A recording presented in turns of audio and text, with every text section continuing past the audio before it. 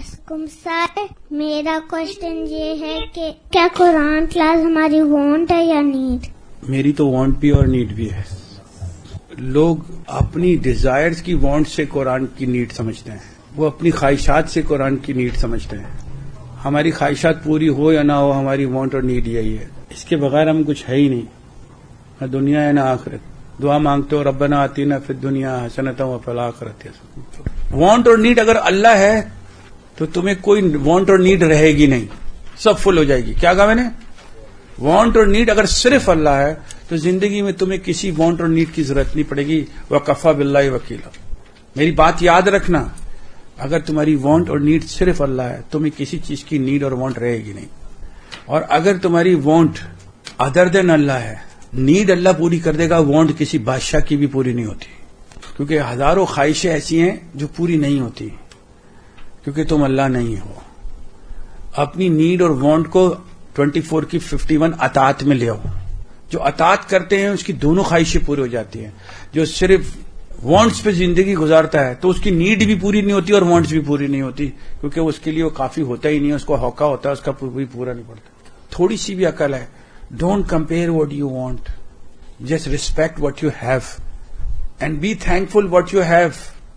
Allah will give you everything what you want and what you need. آزما کے دیکھو، اگر یہ کرو گے، وہی حدیث آ گئی نا، اللہ تعالیٰ تم سب کی وانٹ اور نیڈ پوری کرے. پروردگار دنیاوی چیزوں کو وانٹ میں نہ لائے، نیڈ تک ہی رکھے. دنیا کی چیزیں نیڈ تک اچھی ہیں، وانٹ میں وہ اللہ کو بلا دیتی ہیں. نیڈس دے دے گا وہ، وانٹس تو کبھی تمہارے ابھی کچھ اور مانگ لو کر اٹھ کے. یہ حدیث قدسی ہے، اے ابن آدم، ایک میری چاہت ہے اور ایک تیری چاہت ہے. سننا، ایک آپ چاہتے ہیں، ایک اللہ چاہتا ہے. ہوگا تو وہی جو میری چاہت ہے. پس اگر تو نے سپرد کر دیا اپنے کو اس کے جو میری چاہت ہے، آپ سب کو پتا ہے نا اللہ کی کیا چاہت ہے.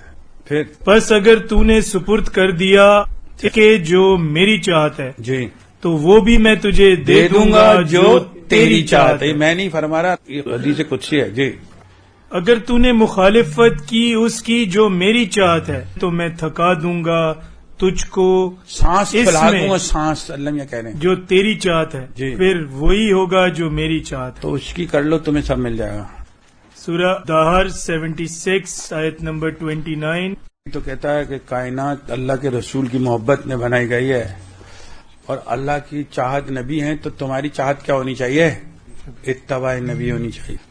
بے شک یہ ایک نصیحت یا ذکر ہے. یہ ایک نصیحت اور ذکر ہے. قرآن مجید ایک ایسی ذکر نصیحت ہے آپ کے لیے. بس جو چاہے اپنے رب کی طرف راہ اختیار جو کرے، بھی چاہے نکل جائے اللہ کے راستے میں. اور تم تو کچھ چاہتے ہی نہیں ہم تو کچھ چاہتے ہی نہیں سوائے اس کے جو اللہ چاہے. اور اللہ تمہارا برا چاہے گا. تم جو چاہتے ہو سکتا بھلائی نہ ہو، اس لیے انسان کی عقل علم محدود ہے.